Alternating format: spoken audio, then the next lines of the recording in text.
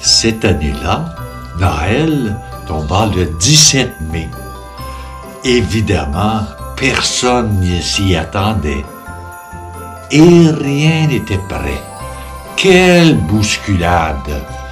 Mais qui donc avait décidé de prendre tout le monde par surprise? Sur la Terre, ce fut la surprise générale. Pensez donc que cette année, Noël tomba le 17 mai. Sans prévenir, personne ne s'y attendait.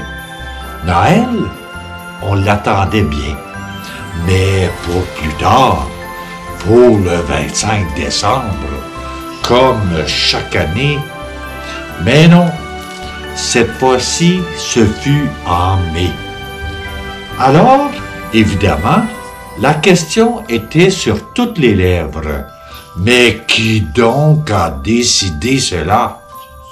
Toutes sortes de suppositions furent avancées. On soupçonna les églises de vouloir se faire de la publicité.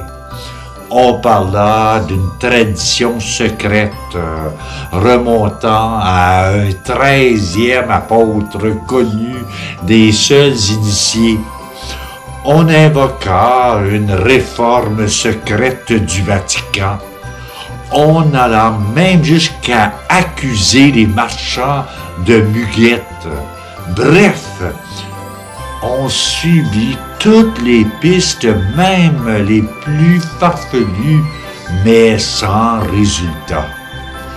Jusqu'au jour où quelqu'un suggéra: et si c'était Dieu lui-même qui, cette année, avait choisi cette date incongrue pour fêter la venue de Jésus parmi les humains?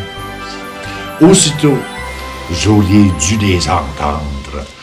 Mais quelle protestation!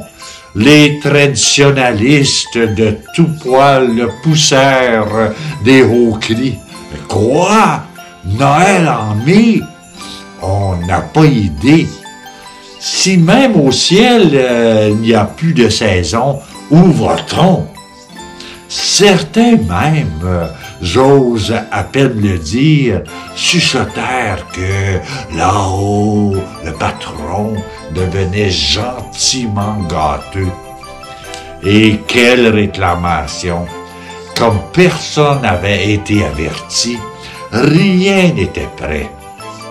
Les stocks de crèches s'entassaient au fond des entrepôts.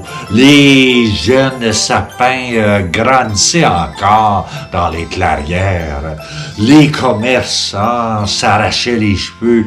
Noël sans cadeau, Noël sans vitrine, Noël sans traîneau, sans dinde, sans marron glacé, sans chocolat et sans vin chaud.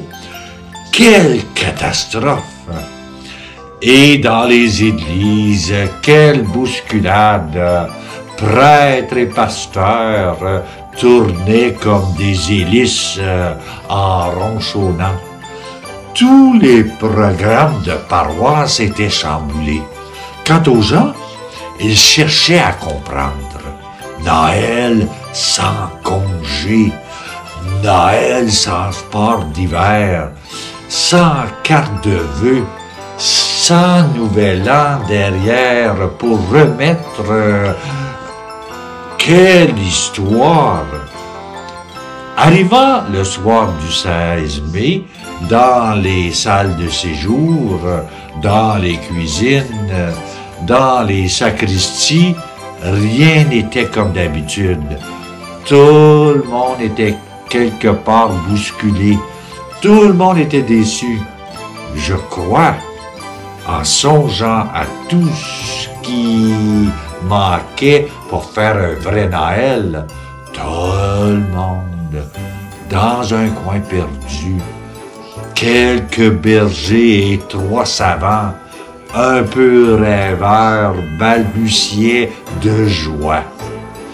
Ils avaient deviné, eux, que Noël C'était l'inattendu de Dieu qui prend visage sur la terre des humains. C'est Noël à tous les jours. J'aime bien ce petit conte. Merci de m'avoir écouté.